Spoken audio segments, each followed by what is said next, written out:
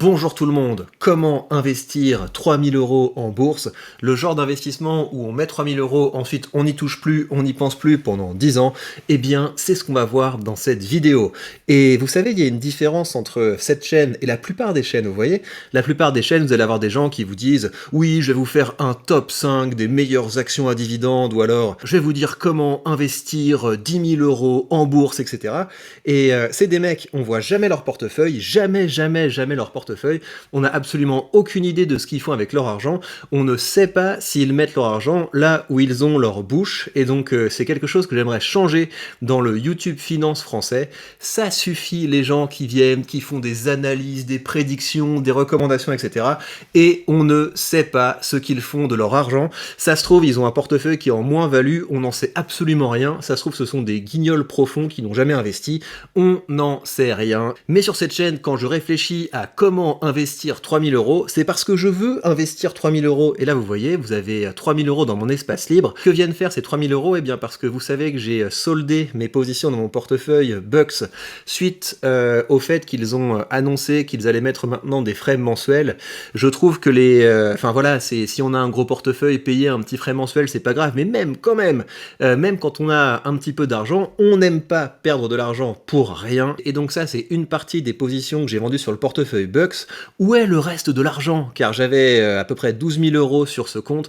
Eh bien, vous allez le voir dans les prochains jours. Il y a beaucoup de surprises qui vont venir sur cette chaîne, donc n'hésitez pas à vous abonner si vous voulez en savoir plus, si vous voulez suivre mes aventures de petit investisseur. Voilà, moi je suis pas Warren Buffett, je suis pas en train de brasser des millions. Ce que vous voyez là, c'est une part pas négligeable de ma capacité d'épargne et de ma capacité d'investissement. Je vous rappelle que j'ai ouvert ce portefeuille il y a quelque chose comme 3 ans. Donc voilà, ici on est skin in the game, on n'est pas je fais des vidéos pour gratter quelques euros sur un sujet qui ne me concerne pas vraiment parce que j'ai vu la lumière et que c'est rentré. Non, moi j'ai vraiment un objectif, que ce portefeuille me permette de prendre ma retraite avant l'âge de la retraite, même si évidemment j'ai pas du tout envie d'arrêter de travailler parce que j'ai la chance que mon travail ce soit ma passion, mais voilà, j'ai vraiment un objectif d'avoir un revenu passif qui augmente année après année, qui augmente même mois après mois, et c'est ce parcours que je partage avec vous pour que vous puissiez voir mes réussites, mes erreurs, et que enfin vous puissiez suivre quelqu'un qui parle de choses qu'il expérimente, parce que la connaissance théorique de gens qui n'ont pas l'expérience, ça va 2 minutes. Alors côté dividendes, justement, les dividendes continuent à arriver.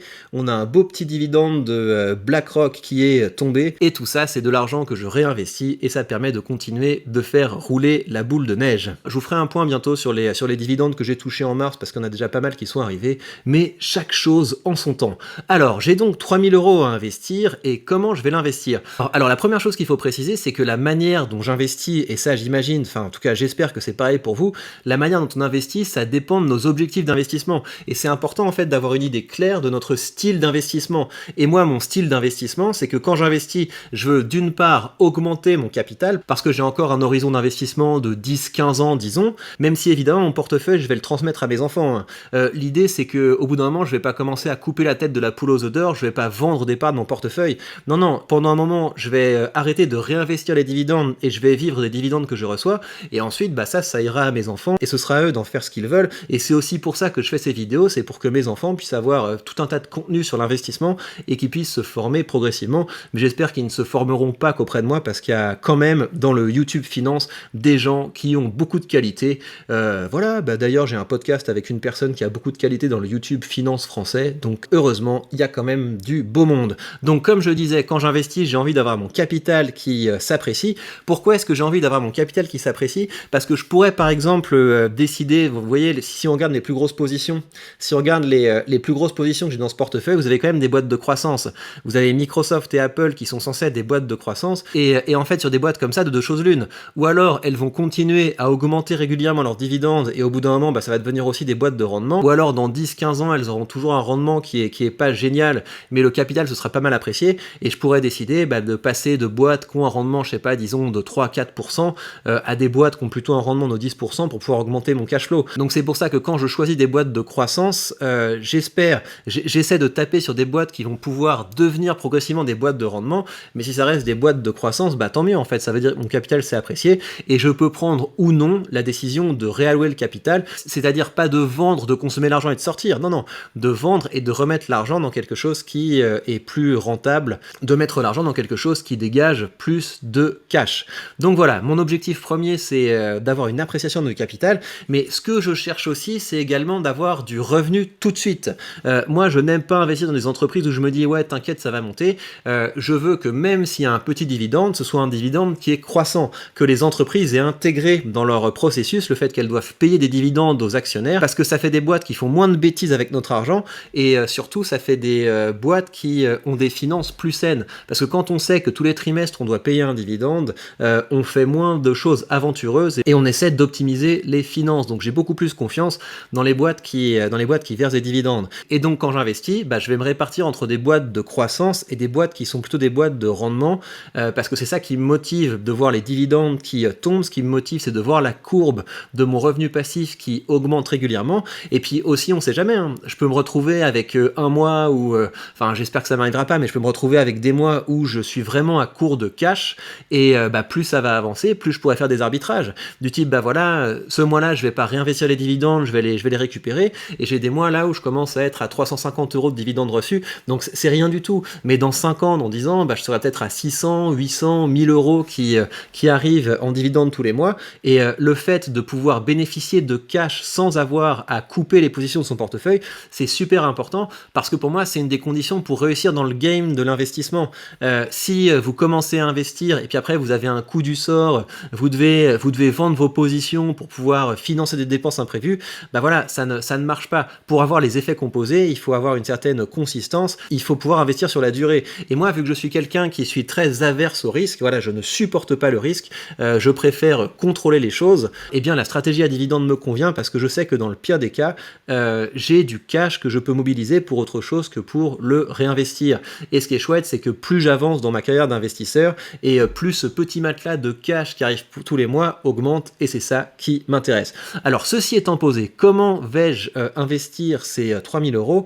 Alors, je vous avoue que j'ai pas mal réfléchi. J'ai pensé à Johnson & Johnson, vous voyez? Je pensais mettre peut-être quelque chose comme 2000 balles dans Johnson & Johnson. Pourquoi Johnson & Johnson? Donc, c'est une boîte, si vous voulez, qui est capable d'augmenter son dividende de façon assez régulière. C'est une boîte qui, au niveau des finances, est assez saine. Elle a un payout ratio qui est un petit peu élevé, aux alentours de 65, mais donc ça veut dire qu'elle paye 65% de son bénéfice en dividende. Elle augmente son dividende en moyenne de 3-4% par an, etc. Donc c'est pas mal. Mais surtout, en fait, ce qui m'attire chez Johnson & Johnson, c'est que vous voyez, par rapport à ses plus hauts, elle s'est beaucoup rétamée. Et donc là, c'est un assez bon point d'entrée sur Johnson & Johnson. Je vous le dis, hein, en fait, ce qui m'embête, c'est que d'expérience, je sais que je suis assez bon pour investir quand tout le monde flippe. Donc à savoir, pendant le Covid, j'étais super à l'aise pour investir. Au début de la guerre en Ukraine, j'étais super à l'aise pour investir. Voilà, j'ai investi beaucoup dans les creux. Quand tout le monde a peur, moi j'aime bien être sur le pont, continuer à investir, ça m'embête pas. Par contre, je sais que je suis mauvais pour essayer de timer des retours de tendance. Le côté, en fait, quand le marché monte et une boîte se casse la figure et me dire, ouais, je suis plus malin que les autres, je vais la choper, j'ai vu ce que personne n'a vu. En fait, je pense que c'est une erreur, parce que vu que j'ai encore une culture financière limitée et que j'ai aussi un accès aux informations limitées, je préfère tabler sur le fait que si une entreprise se casse beaucoup plus la figure que le marché, c'est qu'il y a des gens qui ont compris des choses que je n'avais pas compris. Voilà, donc je préfère partir du principe que j'en sais un petit peu moins que les autres.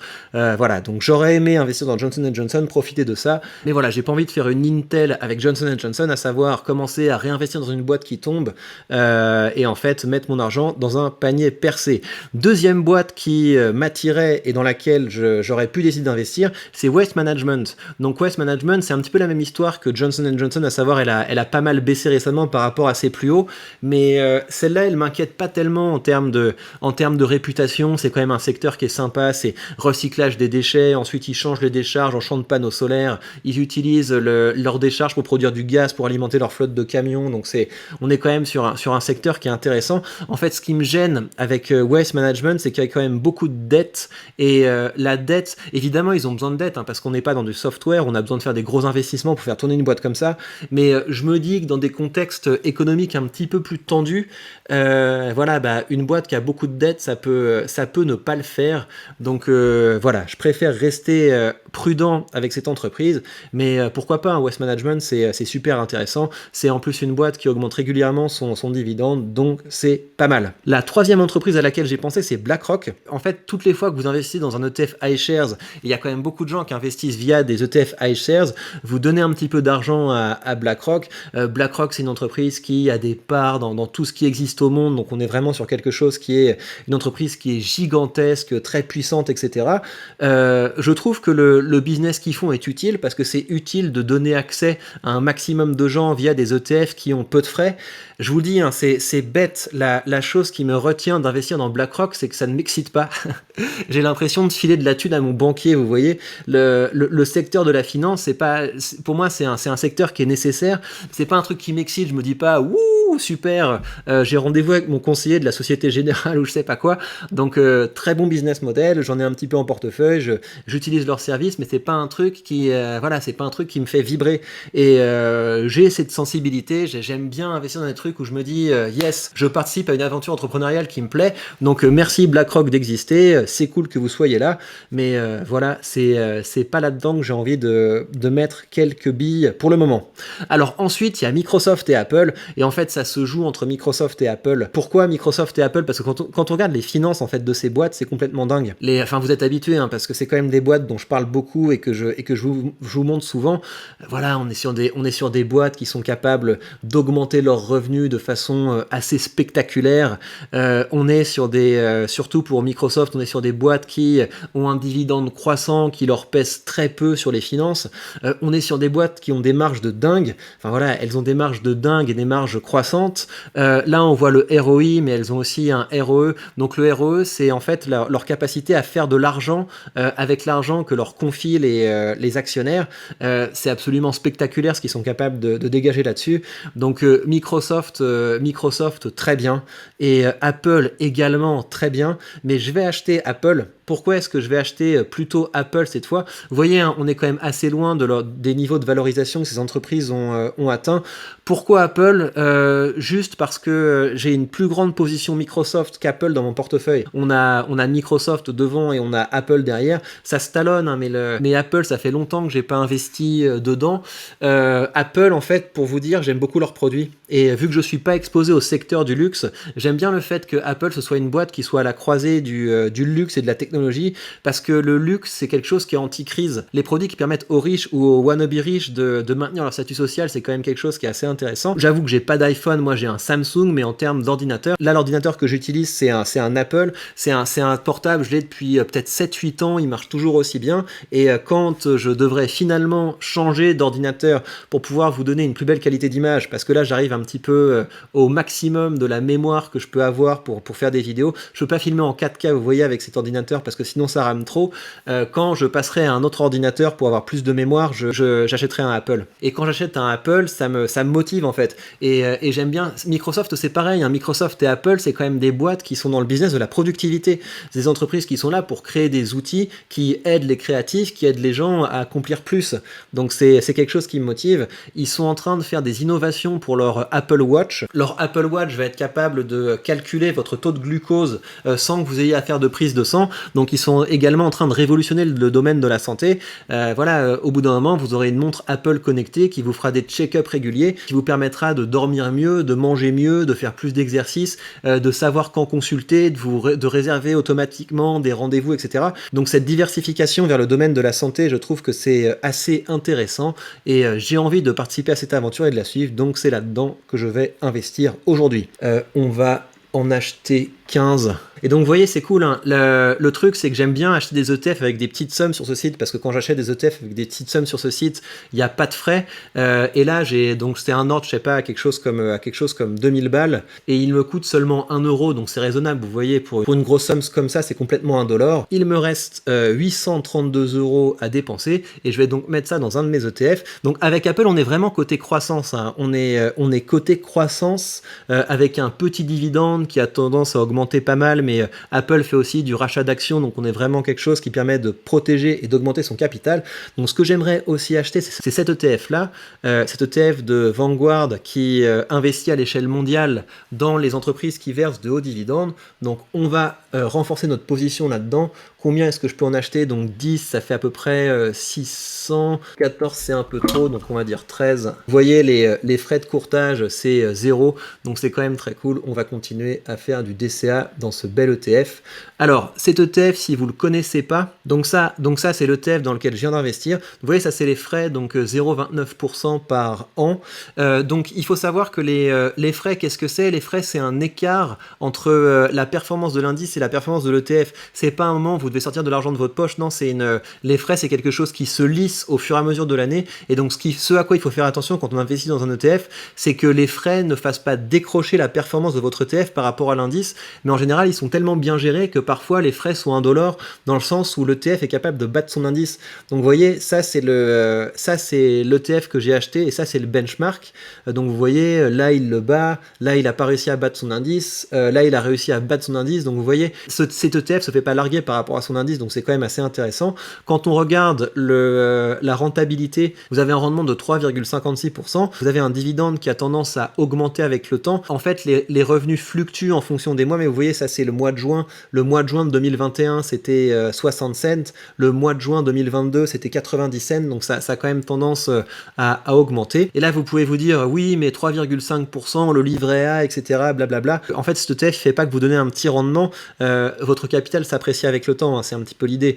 Et en termes d'entreprise que vous avez dedans, ça c'est l'exposition géographique, donc vous avez l'Amérique du Nord, l'Europe, Pacifique, marché émergent, un petit peu de Middle East. Et ce qui est intéressant, c'est que imaginez que les pays émergents se réveillent, etc., et que vous ayez des super boîtes des pays émergents, ben voilà, vous allez avoir quelques boîtes d'Amérique du Nord qui vont sauter, et puis les boîtes des marchés émergents qui vont rentrer. Et donc c'est quand même assez intéressant. Comme ça, vous êtes tranquille, vous pouvez dormir sur vos deux oreilles. En termes d'entreprise, vu qu'on est sur des boîtes qui versent des bons dividendes, ça fait un assez bon contrepoids à mon portefeuille qui est plutôt, où les plus grosses positions c'est Apple et Microsoft. Là vous avez l'énergie, vous avez justement Johnson & Johnson, la banque, l'énergie, consommation de base, consommation discrétionnaire. Vous avez donc la plupart des grosses boîtes dans lesquelles je ne fais pas de stock picking mais qui permettent d'apporter du rendement et de la stabilité au portefeuille. Et je vous rappelle que si vous voulez commencer à investir ou si vous voulez vous diversifier en termes de courtier, vous avez sous cette vidéo le lien vers le courtier que j'utilise, le courtier DeGiro, et jusqu'à la fin du mois, vous avez 100 € de frais de courtage offerts si vous passez par mon lien. Comme vous l'avez vu, si vous achetez des ETF, les frais de courtage, ça ne vous concerne pas parce que vous avez vu qu'on n'a pas payé de frais. Mais si vous voulez vous faire des positions dans des belles entreprises, là, vous avez vu, j'ai payé 1 € pour passer mon ordre. Et si vous voulez acheter une action par-ci, une action par-là, etc., vous pouvez faire vos premières positions sans payer de frais. Et bien voilà, à vous de me dire comment est-ce que vous investiriez 3000 €. Si votre objectif était de faire votre investissement et ensuite de passer à autre chose, de ne plus jamais y penser, eh bien je vous lirai avec plaisir dans les commentaires. Prenez bien soin de vous et à très vite pour de prochaines news.